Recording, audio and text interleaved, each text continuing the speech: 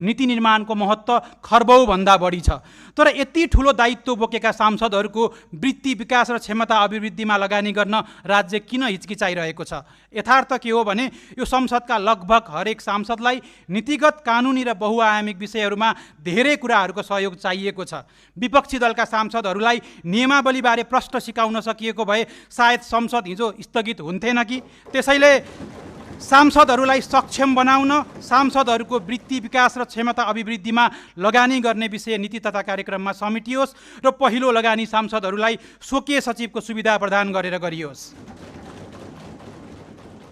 सम्माननीय सभामुख महोदय, सार्वभौम संसद नागरिकको आवाज गुन्जने सर्वोच्च थलो हो।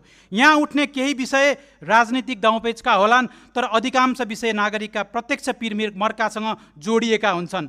नागरिकका प्रतिनिधिले यो सर्वोच्च थलोमा राखेका गम्भीर विषयहरूलाई राज्यले सम्बोधन गर्यो कि गरेन भने किन गरेन भन्ने कुरा देखाउने अहिलेसम्म कुनै संयन्त्र नै छैन।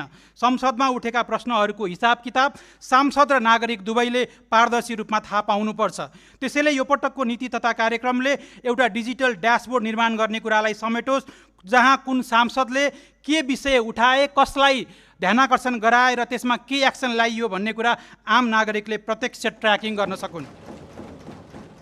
सम्माननीय सभामुख महोदय, लोकतान्त्रिक जवाबदेहितालाई उच्च प्राथमिकतामा राख्दै जनअपेक्षा अनुरूप काम गर्न नसक्ने निर्वाचित जनप्रतिनिधिलाई उनीहरूको कार्यकाल नसकिँदै जनताले फिर्ता बोलाउन सक्ने राइट टु रिकलको अवधारणालाई संस्थागत गर्न आवश्यक संरचनात्मक र नीतिगत व्यवस्थालाई सरकारको नीति तथा कार्यक्रमले उच्च प्राथमिकतामा राखोस्।